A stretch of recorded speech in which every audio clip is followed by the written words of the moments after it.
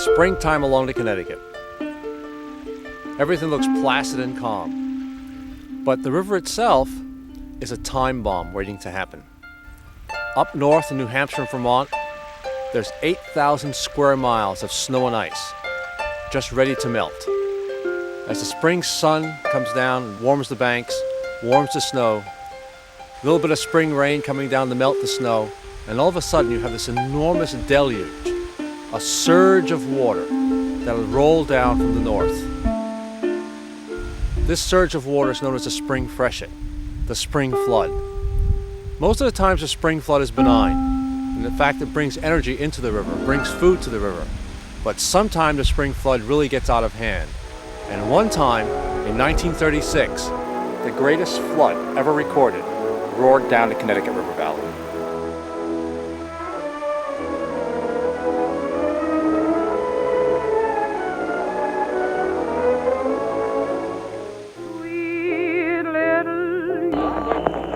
The National Broadcasting Company presents a special flood bulletin. The death toll in the worst flood the East has known in years is steadily mounting. Rivers swollen by rains and melting snow are still raging through the 6 New England states and the states of New York, Pennsylvania, New Jersey, Delaware, Ohio, Maryland, West Virginia, and Virginia. Property damage is mounting in the millions. The Connecticut River was out of its banks. Hardest hit were cities and towns along the Connecticut River Valley. Hundreds trapped in their homes were rescued in boats by state militia, police, and volunteers. Cities and towns were isolated as rampaging streams took out bridges, highways, and railroad beds. Power plants were put out of operation. A serious fuel and food shortage threatened, and the Weather Bureau could promise no relief from rains until tomorrow. Here we are at the Vernon Dam, 5 miles below Brattleboro on the Connecticut River. What happened in 1936 is the water going over that dam was 19 feet above the dam. In fact, during the dates of March 18th, March 19th, and March 20th, a war was being waged here, a war to preserve this dam. You might ask why?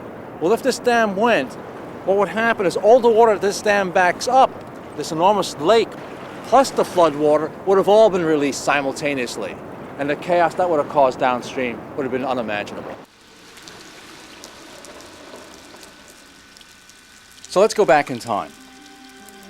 Let's try to imagine what it was like to be inside the Vernon Dam during the flood of 1936. That enormous wall of water was coming down the Connecticut. And this wall of water and ice would soon hit Vernon. Sandbagging began 2 days earlier. The National Guard, members of the American Legion, anybody who had a strong back was working, filling sandbags, trying to build a wall, a barrier to stop the Connecticut River. So by Wednesday, March 18th, the flood crest finally starts to reach the Vernon Dam. The men on the sides of the dam are busily sandbagging, but there's a crew inside the powerhouse, about a half a dozen men. These guys were charged, in essence, to defend the powerhouse against the Connecticut River. The highest waters we ever had at the Vernon Dam was the 36 flood. Seems to me, as I remember it now, it was going to be worse and worse. Water coming in, water's coming up all the time. And didn't know what to think. We couldn't do much, just wait to see what happened. So all through Wednesday, March 18th, the water goes up higher and higher. Eventually the water would exceed 19 feet above the level of the dam. Within the powerhouse, the first events that started to occur, the pump room started to flood. The water goes right to the rafters of this room. The power is shut off. The water has flooded the pump room. It is now coming up into the generating room. They try to board up the windows. They try to close up all the cracks, keep the water from coming through, but the water is still coming in. The water level gets so high that it washes out the Sandbag Dam on the Vermont side. Now the powerhouse, it's an island surrounded by blocks of ice, debris, and an incredible force of water. Enormous cakes of ice start bouncing off the walls on the upstream side. And then a large cake of ice, a cake of ice as large as an automobile evidently, slams into the sides of the powerhouse, takes out the upstream windows, and cuts a 13-foot gash into the brick wall at the water line. Water begins to pour in. It looks like the powerhouse is gone. And the operator just taking his reading, headed back for his booth when the ice broke through. And he come running up through the floor as fast as he's gone. The crew responds. They manage to block the hole, and they manage to slow down the water coming through the powerhouse. Later that same day, the Connecticut washes out the telephone lines.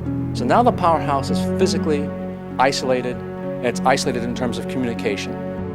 At this point, rumors start to fly up and down the Connecticut River. By 11:10, 10 minutes after the telephone lines are cut, Massachusetts state authorities issue a warning.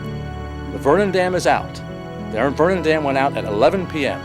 This warning then gets carried on the newspapers, radio. The police are shouting warnings up and down the valley that this enormous wall of water has been added to the flood crest. Fear gripped residents of the Connecticut Valley early today when Massachusetts police issued an erroneous report that the dam in Vernon, Vermont had collapsed under the hammering of the Connecticut River. The Vernon Dam is still safe. On Thursday, March 19th, things look like there's a turn for the better. A brave Bell telephone repairman hops into a boat and paddles out into the roaring flooded Connecticut River, dragging a telephone line. This telephone line allows the powerhouse now to begin reconnected into the communication system of the valley. By Friday midday, things look like they're getting better. The Connecticut starts to recede and is roaring downstream to the cities and towns in Massachusetts. As the water starts to recede, for the first time the powerhouse is linked again to Vermont. At that point in time, food starts being brought to the crew, and the crew can take a needed rest. This is the first time they sleep in 48 hours. Well, the good neighbor kept bringing in food to us, and a lot of the women around there, my wife especially, she's a great donut maker. Made a lot of donuts and everything she could, bring in food to us. But what was incredible about the Vernon Dam experience is for all that went on, the men of the Vernon Dam, the men in the powerhouse, they saved the dam, and no lives were lost. After the waters of the flood crested over the Vernon Dam, a few miles downstream in Massachusetts, the first obstacle they encountered was a Central Vermont Railroad bridge in Northfield, Massachusetts. This bridge would be the first bridge to be destroyed, the first of many from the 1936 flood. So on March 18th, 1936, as the water starts getting higher and higher, the water finally reaches a point where it's above the decking of this bridge. As it gets above the decking and into the ironwork, what happens, all the blocks of ice that are in the river at that time are accumulating behind this iron bridgework. This barricade is catching all this ice, all this debris, and the water starts building up behind it, causing enormous pressure. Eventually this bridge would be destroyed. And what's interesting is we have a witness to the destruction. According to the Boston Globe reports, there was a 12-year-old boy on top of this bridge. This boy had walked out to the middle of the bridge, was standing there at 6:15, March 18th. He must have been hypnotized. This water pressure just surging against this bridge. The bridge starts to creak, it starts to give way. And the kid takes a run for the bank. He runs and the bridge moves, he runs and the bridge moves, and he makes the bank. And as he makes the bank, the bridge is washed into the Connecticut River by the force of the water, and this enormous pack of ice that's behind it blows out. The entire bridge structure gets swept into the Connecticut River. Two of the piers fall over. Those piers are still there underwater. The bridge ironwork itself is then ripped off the side of the bridge as if it was licorice, stretched and dumped into the water. Going underwater on the wreckage of the Central Vermont Railroad Bridge can sometimes be eerie. So you can imagine an enormous railroad trestle standing on its side in the black waters of the Connecticut. And you also have to remember, with visibility of 10 or 15 feet and a wreckage that is down to 60 feet of water, very often you're in absolute darkness, surrounded by just twisted steel girders and trusses. And sometimes as you're exploring this absolute darkness of rusty steel, you get a surprise. Sometimes your dive lights pick out something long and slimy. And what you find American eels, thick American eels, some almost 3 feet long, love to live in the wreckage of the old railroad bridge. When you encounter one of these fish, 60 feet beneath the Connecticut, in the darkness, it can really be surprising. So underwater behind me is probably one of the most spectacular dives in the Connecticut River. It's not a shipwreck, it's a bridge wreck from March 18th, 1936. Here we are at the site of the Montague-Greenfield Bridge, where it crosses the Connecticut River. The bridge behind me is a modern bridge. That bridge was put up after the 1936 flood. The ruins I'm sitting on are the remains of the Montague City covered bridge, a covered bridge that was destroyed by the 1936 flood. Between this covered bridge site and the bridge behind me, there was a third bridge. This other bridge would have been the trolley bridge, the steel trolley bridge. Now what happens in March 18, 19, and 20, when this enormous flood comes through here in 1936, the first bridge to be destroyed is the trolley bridge. We have a record of that destruction because there was an amateur photographer recording this on film as it happened.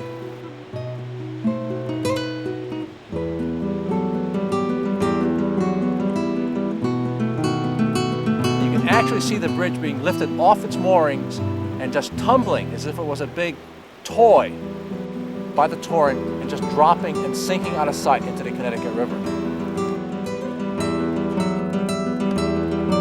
The footage was shot in the rain.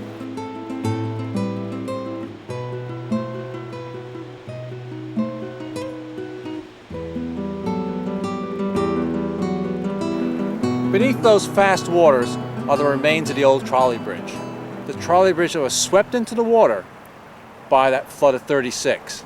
Now, this is a really tough place to dive. The water is always fast, even when there's no flow in the Connecticut River.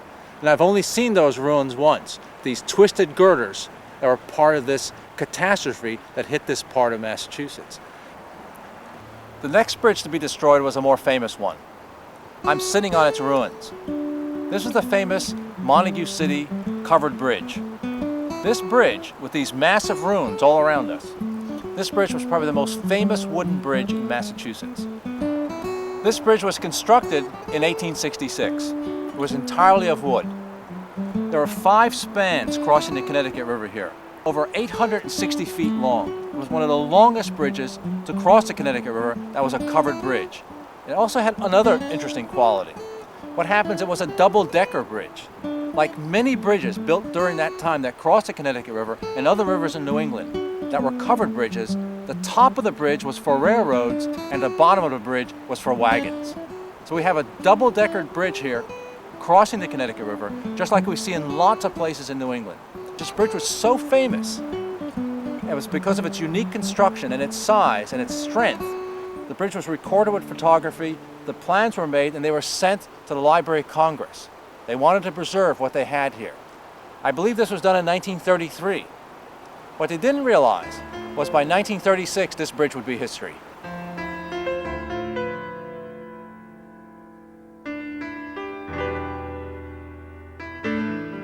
Now when the 1936 flood hits this particular place, like I said earlier, it takes the trolley bridge out first. The trolley bridge sinks into the river and disappears. The next bridge that's taken out is this bridge. And again, our amateur photographer is catching the destruction of this bridge. But just as the bridge begins to move, he runs out of film. We had more than landed there, and we could see something was going to happen. And I don't think we were there 10 minutes before it buckled. And it didn't take long after it buckled till it broke apart. It broke apart in several pieces, floated away, and we ran out of film. We didn't have time to change film. And of course, that was a long, long bridge. The bridge was longer than our film. How's that? That was the whole damn trouble. When the old Montague City covered bridge breaks free of its moorings, it doesn't sink. It doesn't sink like a steel bridge sinks after it's broken free of its moorings. What happens, this thing floats. So imagine, you have 240,000 cubic feet of water per second carrying a bridge, an enormous wooden bridge that was made to support railroad trains. So this enormous amount of energy then gets propelled down the Connecticut River. This floating juggernaut becomes a floating battering ram, essentially. This is the New Haven, New York, Hartford Railroad Bridge. The floating covered bridge rammed into this bridge. It took out two spans, this first span and the second span behind me. Those two spans have been replaced now by a bridge that was built in 1936, and that's the bridge I'm standing on. The original span of this bridge is on the far side. That's all that's left of the original bridge. After the old Montague covered bridge took out this bridge, it continued its way downriver. We can view this bridge as kind of a floating torpedo, a floating battering ram that's being carried down the river by the flood. The final bridge destroyed by the Montague covered bridge was right here in Sunderland. There's not much left of this bridge. Just a few scattered blocks along the riverside mark the site of the steel girder bridge that was destroyed by the floating covered bridge. When I was just about 6 years old, and I happened to be standing on the porch looking out at the river, and I saw a structure come around that point up there, which wasn't a tree or a log, looked like a building. I could see that it was a long barn, and then it got closer and I realized it was a covered bridge, and the one that used to be in Montague City. Zoom past where we're standing and on down towards Sunderland. And by coincidence, 15 minutes before, I'd been riding with my dad to watch the ice crashing into the Sunderland Bridge, which is a metal bridge. And there was sawhorses there to keep people from driving onto it, but somebody stopped and said, "I live in South Deerfield, I gotta get home." And they said, "Don't try it," but he went around the sawhorses, across the bridge in spite of the protests, and he got across the bridge. And I realized later, when the bridge went by here, it went down and hit the Sunderland Bridge and pushed it out 15 minutes after he had crossed.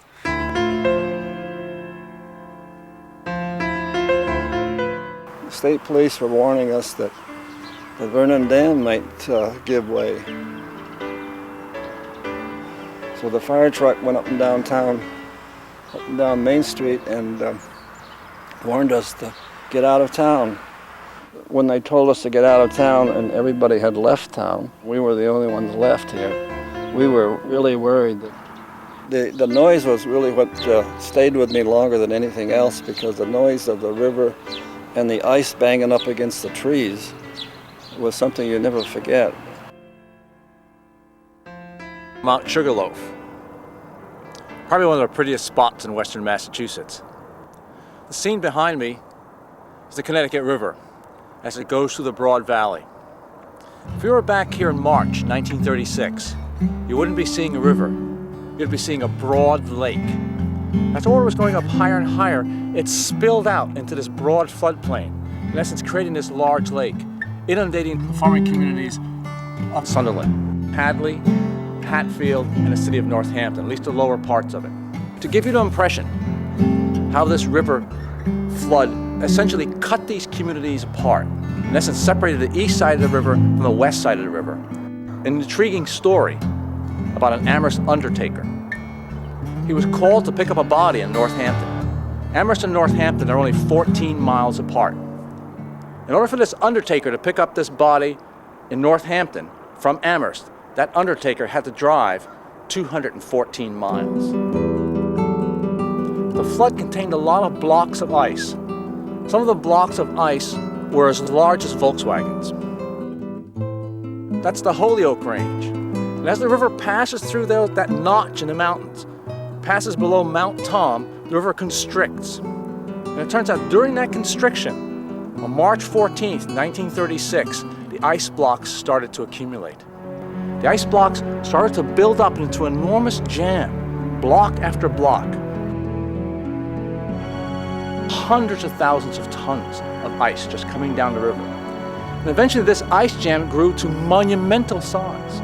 This ice jam grew to be 1.5 miles long and 40 feet thick. In essence, it created a wall of ice, a dam of ice across the Connecticut River valley. That dam of ice started to act as an actual dam, impounding the water behind it.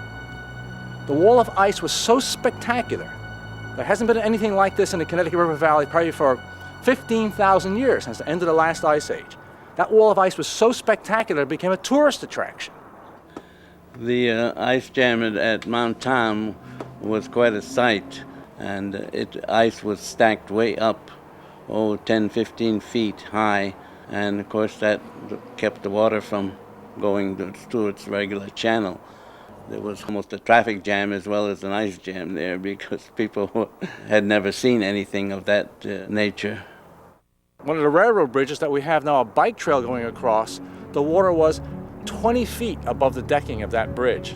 Ice blocks were hitting the top of the girders. Water goes higher and higher.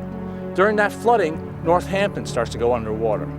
Hadley starts to go underwater. Hatfield starts to go underwater. Everybody thinks this is a catastrophe in the making. So by the 15th of March, 1936, what we get is this enormous blockage of ice, this enormous head of water behind it. And everybody's worried, when is this ice dam going to give? Because if it gives all at once, the city of Holyoke and the city of Springfield will be absolutely destroyed. And then on March 15th, the dam started to break up. And fortunately, the dam broke up in pieces, and great rafts of ice slid down the river, and the river started to drop. As the water starts going down, everybody here thinks, well, the worst is over. The flood's passed. What more can nature do? Well, it turns out nature could do a lot worse. Because what had happened, no one realized, is the actual flood crest still hadn't reached here. The flood crest had passed up north March 18th when it passes over the Vernon Dam. It passes over the Turner's Falls Dam where the highest water levels ever recorded were picked up. That flood crest reaches here the 19th. And when it reaches here, the havoc is even worse. Parts of Northampton go underwater. The lower Main Street goes under 19 feet of water. All the towns and villages around here are completely inundated. What we find is that as these towns go underwater, especially in Northampton, as the city goes underwater, they now have a trouble with looters. Mayor Dunn deputizes 50 citizens as kind of citizen police, and their goal was to protect the flooded houses. There was a boat patrol that moved all through parts of Northampton with these citizens, specially deputized, to protect the homes that were inundated. At the peak of this flood, in Northampton, there are 3,000 refugees from the towns of Hatfield and the lower parts of Northampton. If we go across the river in Hadley, the farming community of Hadley, that's even impacted in a worse way, because Hadley is closer to the river and lower. Their entire town has to be basically evacuated. People are moved to Amherst College and Massachusetts State Agricultural College, where they were housed in the buildings. But it turns out rescuing these people was really difficult. The flood crest comes through so quickly that in essence people are left stranded on top of buildings, on top of roofs, even hanging in trees. The 27 flood, I can remember that one, and we only had 3 feet in our house on that one, but this was the big one. We didn't know how high it was going to get. We had an inch on the second floor. Everybody got evacuated that night.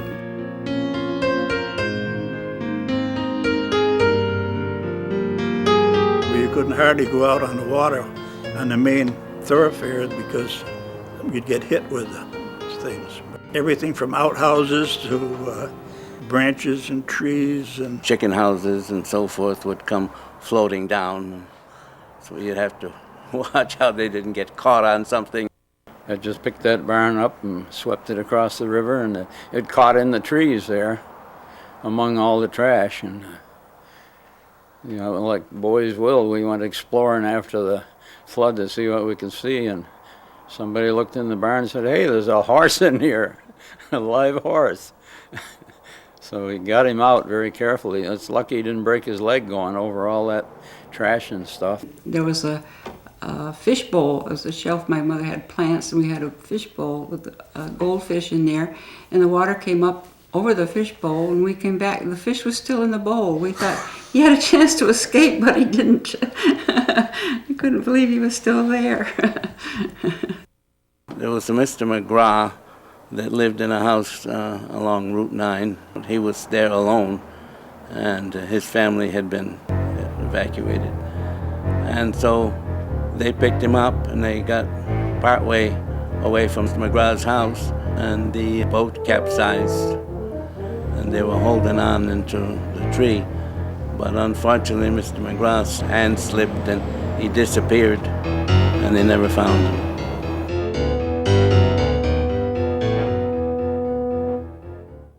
Well, I was working up the dairy farm, and the boss says, I got a job for you, Chet. You take the truck, go to Hadley and draw sandbags. It needs help on a dike.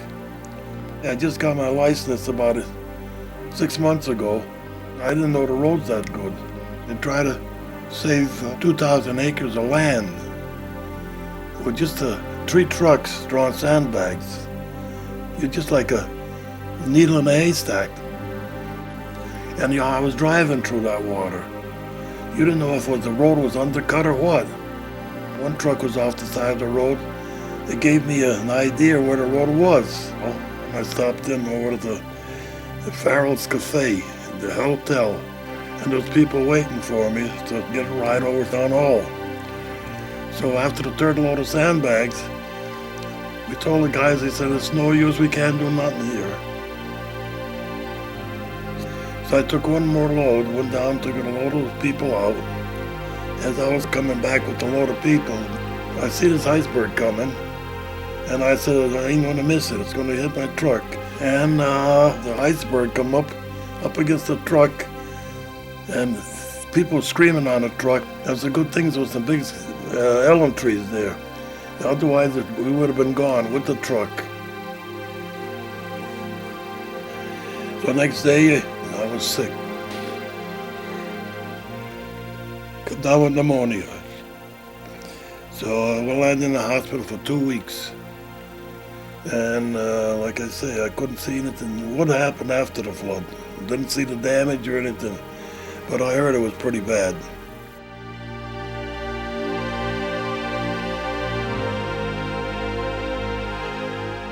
And there was even one stone from the cemetery that we found in Hockenhunt and took back up to the cemetery. But it's a very tragic thing to go through a flood.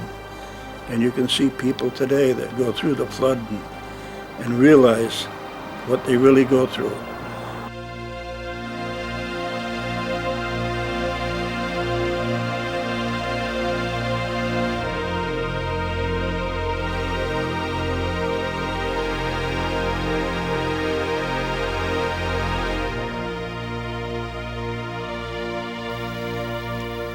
It was a frightful day.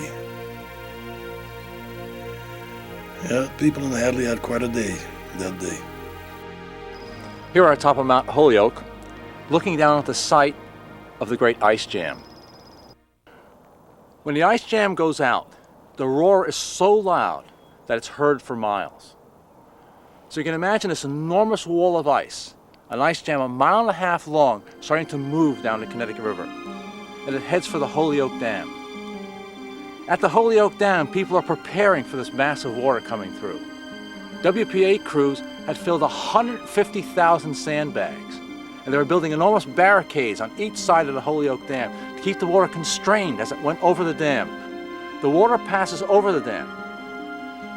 What they didn't realize was this was the low water.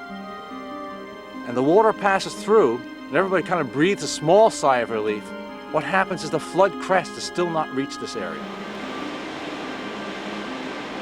March 19th, then we have the highest water ever recorded in the Connecticut River pass through this area.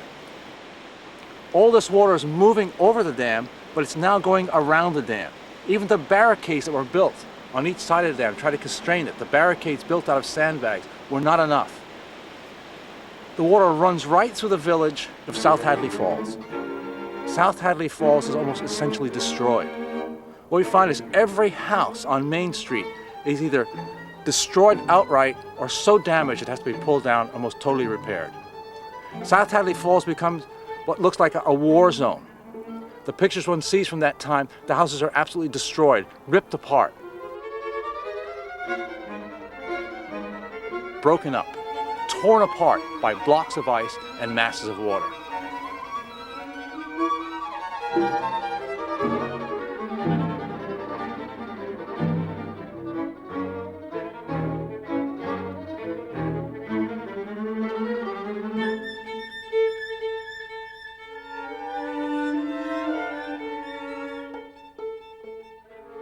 On the opposite side of the river, in Holyoke, events are also happening.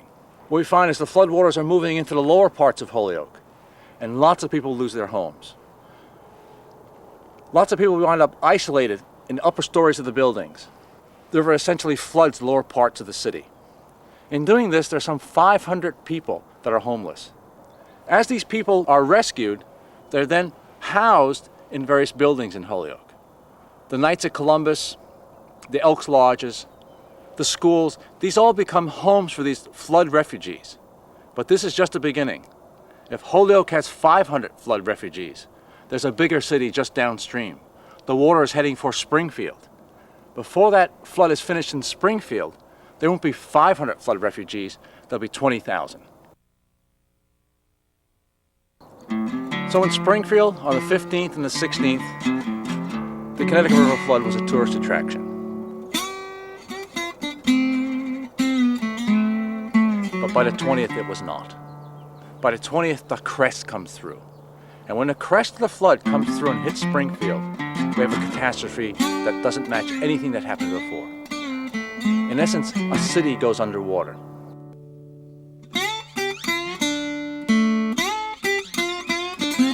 Five square miles of Springfield, Massachusetts go underwater. 18 miles of streets disappear beneath the Connecticut River. To give you an impression how much water is in the city,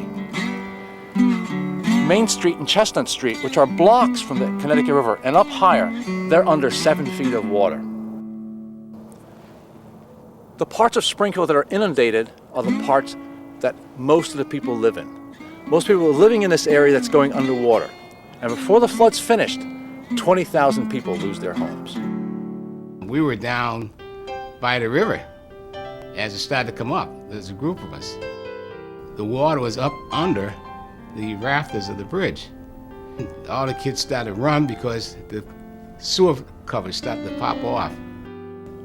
And we could hear the water rushing up. And by the time we got up and ready for school, it was right up next door. Another hour or so, it was right at the front door.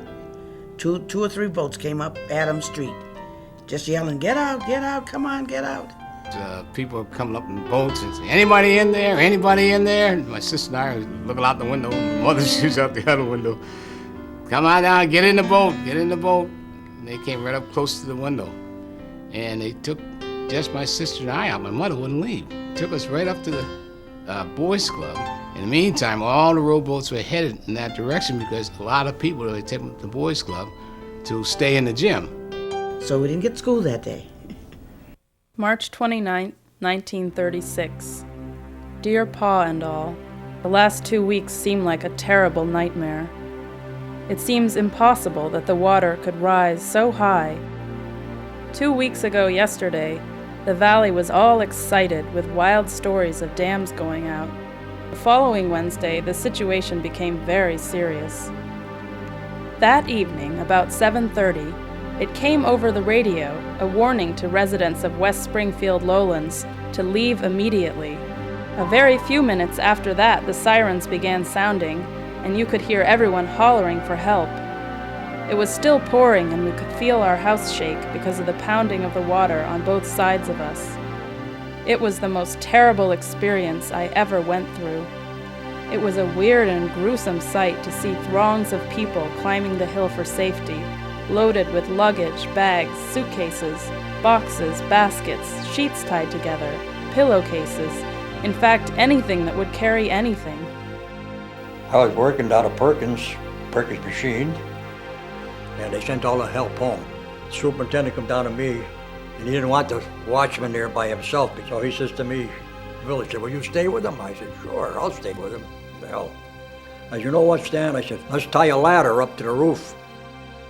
In case that dike breaks back there, we'll be able to get on that ladder and go up."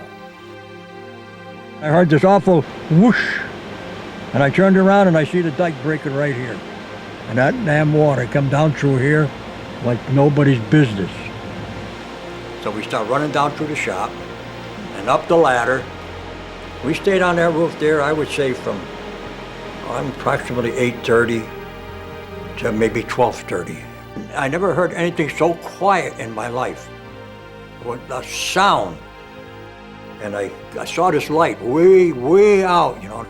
So we start yelling, and I'm telling you, boy, we yelled, then yelled, then yelled. So we yelled there for about a half an hour. And pretty soon I see this boat coming down, and it was a state trooper. And he says, anybody else around here? I said, no, we're the only two goddamn fools here. You want to ride? He's kidding, you know. I said, sure we want to ride. So when we got off of the building, the water was so high then that we practically stepped from the building to the boat. I couldn't get in touch with my parents. I didn't know where they were. So I went down to the Agawam Bridge, and there must have been about maybe 150, 200 people there. So I started walking around there, and I spot my father.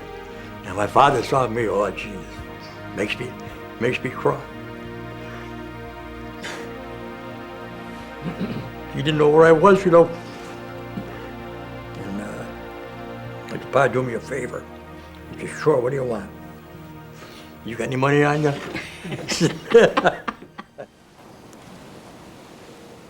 As the water gets higher and higher, eventually the electricity goes out. By 2 o'clock in the morning on the 20th, the power is out. Springfield is plunged into darkness.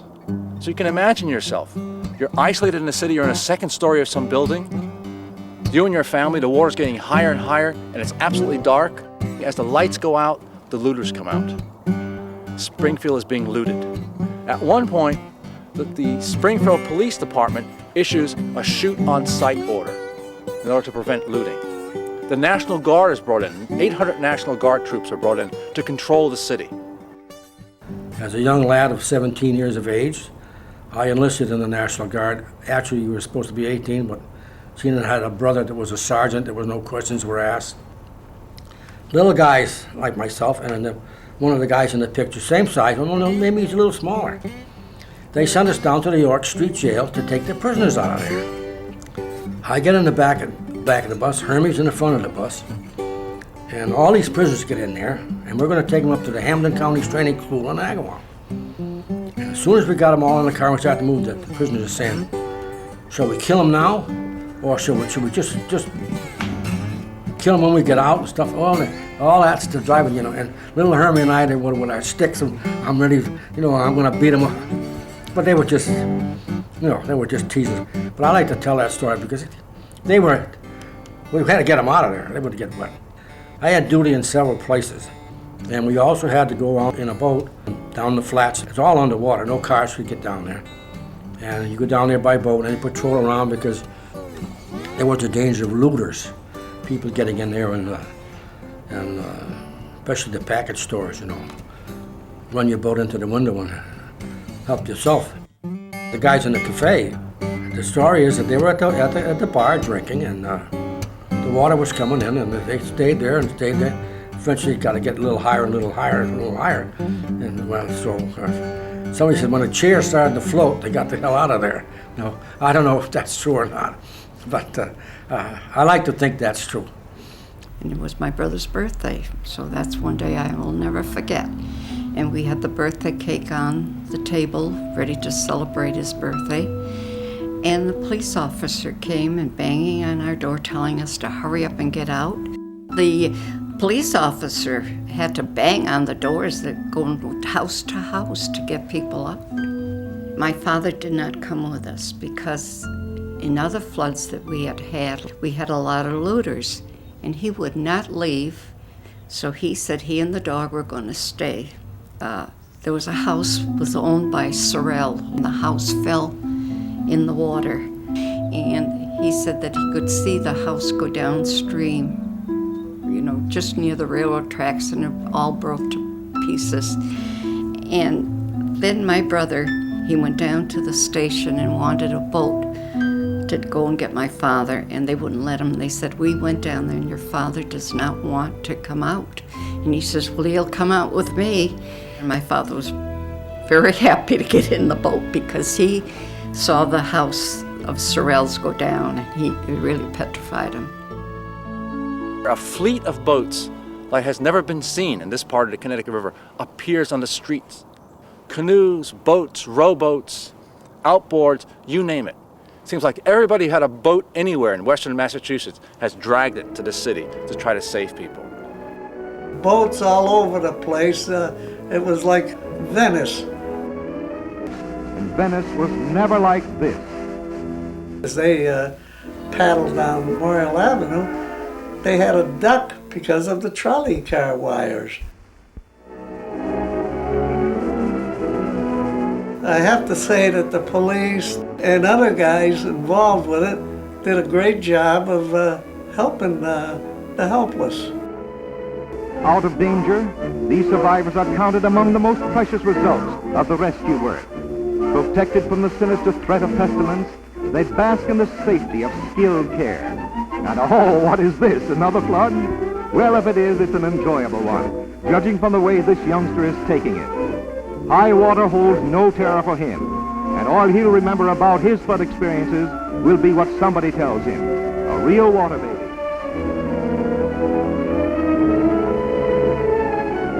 Everybody is involved fighting this flood. And that's what really strikes you as you read the newspaper accounts from this time. And then we have this enormous rescue operation that takes place, bringing people that are isolated in the various buildings in the second stories and bringing them to centers that they could be dealt with.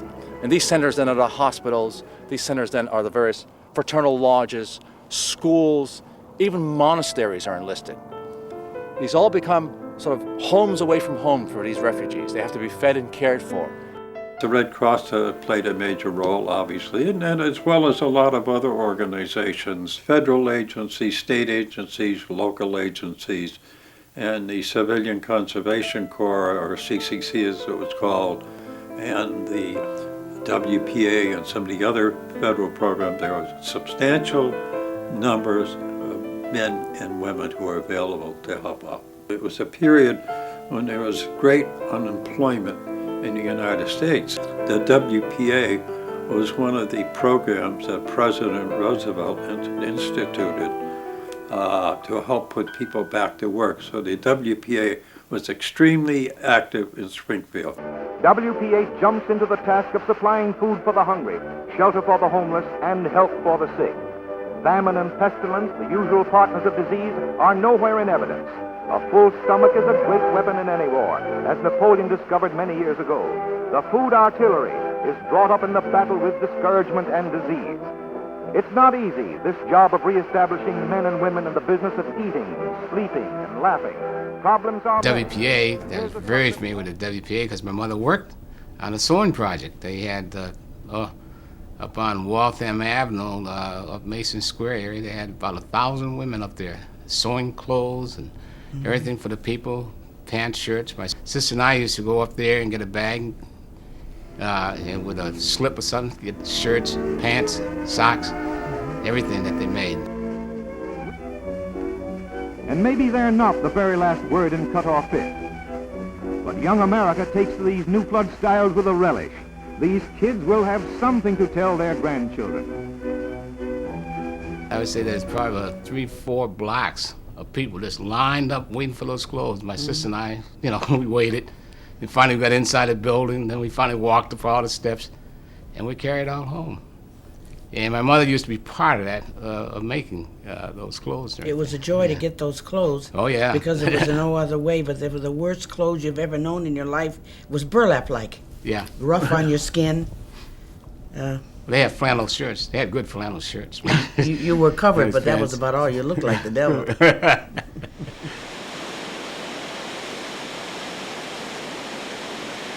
As the Connecticut River floods into Springfield, Massachusetts, in essence, Springfield becomes an isolated city. Many of the railroads that connect Springfield with the rest of the world, those railroad embankments run along to Connecticut. All the railroad lines are cut. What happens, the roads that lead to Springfield, Massachusetts, those roads are inundated. The city becomes an island unto itself.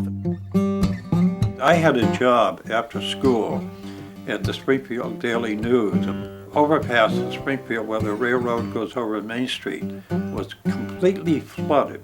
And there was no way for the newspaper personnel to get back and forth to their various buildings on Main Street.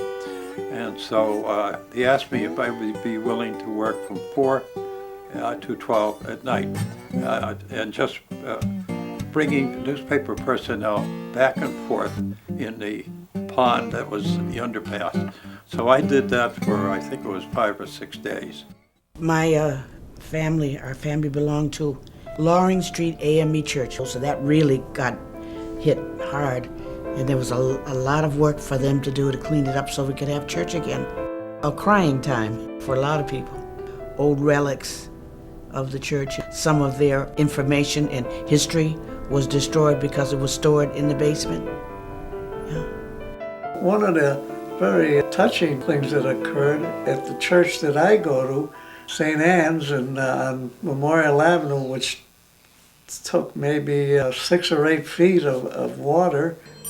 When the church was flooded, the first thing that came to the priest's mind that was stationed here was to get the Blessed Sacrament into a safe place.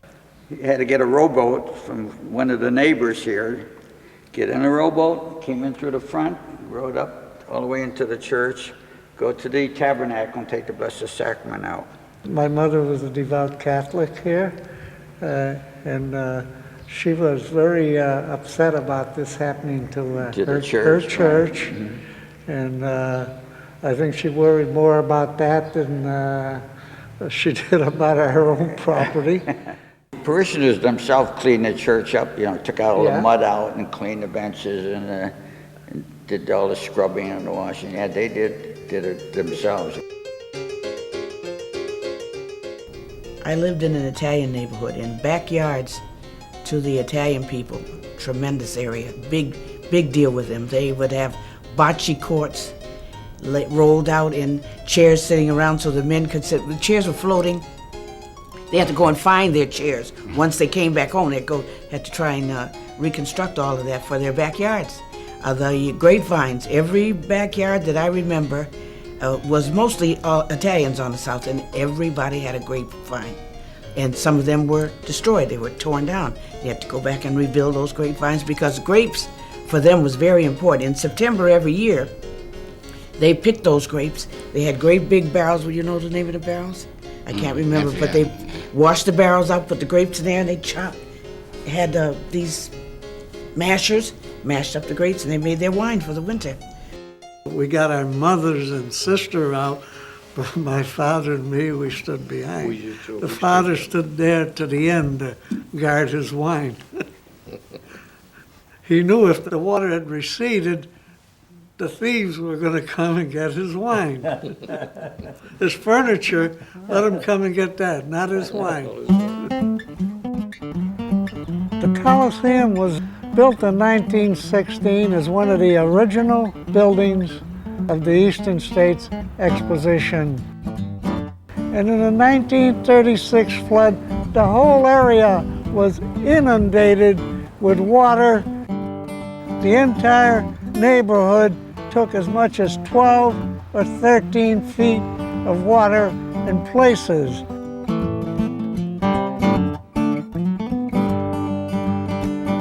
But life goes on. This litter of pups was born during the height of the flood. The SPCA took care of them. Cats of all ages, sizes, and cuteness ended up in the Society's care. So by the 23rd of March, the water starts to go down. And as the water is drained from Springfield, what we find that it leaves an enormous mark. Because as this water roared into the city, the floodwaters move very fast. What happens? They carry a lot of sediment. The sediment stays in suspension because the water is moving. But as the water moves into a city, it encounters obstacles. It encounters trees, it encounters buildings, it even encounters cars. And as it encounters these obstacles, the water slows down. And as the water slows down, the sediment drops out. And what had happened is that the water was carrying so much sediment that it basically buried Springfield in mud. The streets are covered in sediment and mud, in some cases 3 feet thick. For weeks afterwards, crews clean up this city. What we see is men shoveling, they try to use snow plows, they use anything they can to move this sediment. The cellars are full of water, they all have to be pumped out. Lots of places the buildings are totally undermined, sidewalks undermined, all that has to be reconstructed. So what happens, the city literally has to be put back together. The job is enormous. And now comes the upside, is the flood hits in 1936, the height of the Depression. Massive unemployment during that period in this part of the state. And what happens is that a lot of people that are unemployed now have jobs. The jobs they have is to put the place back together. Massachusetts mops up. Torn by the furious frenzy of the floods that hit hundreds of cities from Maine to Ohio, the Bay State grimly and courageously sets about the task of rehabilitation faced by a sea of mud. Plows that but a short time before were clearing the highways of the winter snows are turned into huge carpet sweepers in the slime-coated streets. Spring cleaning with a vengeance. It was about 15 days before the people could even start going back, if there was that early. Then the cleanup crews began to move in and clear the roads and get the dead animals and wreckage out of there, and then people went back home, and then it's their own responsibility to put their house back in shape. It's wash day for everybody as they return to the homes from which they were driven by the flood. Friendly air and water this time are real cures for flood-stricken furniture. And the family piano is given the treatment too, in the hope that it will play again. You had to get shovels and throw it out as best you could, and there was a lot of hosing down. And the thing I remember most is right after that, the city had men come along with these great big brooms and hose and wash the streets down. Pushed it on out, and that cleaned up our street pretty good. So Springfield slowly recovers. And we can see it start coming back to life in the newspapers, because all of a sudden we start seeing advertisements for businesses that were underwater 2 weeks previous are now in business. And what they're doing is they're capitalizing on the flood. We start seeing a lot of advertisements in the local newspapers dealing with, we'll sell you materials to clean up after the flood, we'll buy your water-soaked furniture, this sort of thing. So what we find is with time, as Springfield starts to recover, the businesses come back, and Springfield comes back to life. Property damage was in the millions. This was the middle of the Depression, and you were barely existing, a lot of people, and any losses you had that you knew you couldn't replace it.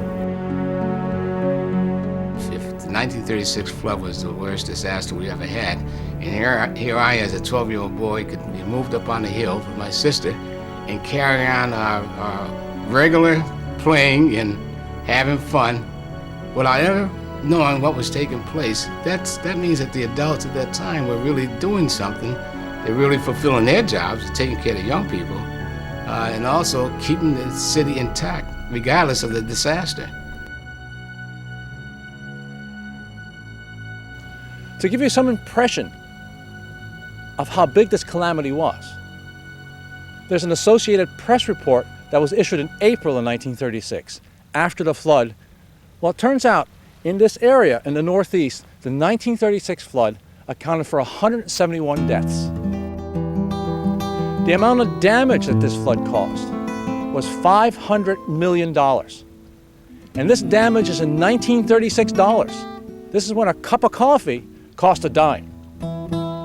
If we think about the impact of this flood on humans, on the people who lived in this 14 states, 430,000 people were made homeless or destitute by this flood. When I read that, I thought, what do they mean by destitute? We don't see that word anymore. But then as you think about it, you think about what happened during this flood, it happens during the Depression.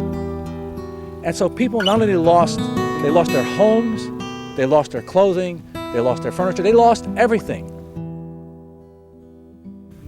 The question that comes to mind about the 1936 flood is, why did it happen? What caused it? To answer that question, we have to consider the weather in the winter and spring of 1936. The winter had been a hard one. There was a heavy snowpack on the ground. The streams were frozen, the river was frozen. And then we had a very early spring, a really early spring. The weather went up to 50 degrees. By the second week in March, it's literally hot for New England. So everything starts to melt. And then on top of that, what happens is we have a period of torrential rains. So between the hard winter and the very early spring thaw, coupled with torrential rains, this triggers off this cataclysm. Well, for those of us who live in New England, especially after a hard winter, what we wish for is an early spring, an early warm spring. Well, the lesson of the 1936 flood is, be careful what you wish for. It may come true. A big river knocking on my door, big river knocking on my door. Oh, don't you call on me, leave my house alone. Big river knocking on my door, big river knocking on my door. Oh, I've got nothing you could ever want. An old cook stove, a feather bed,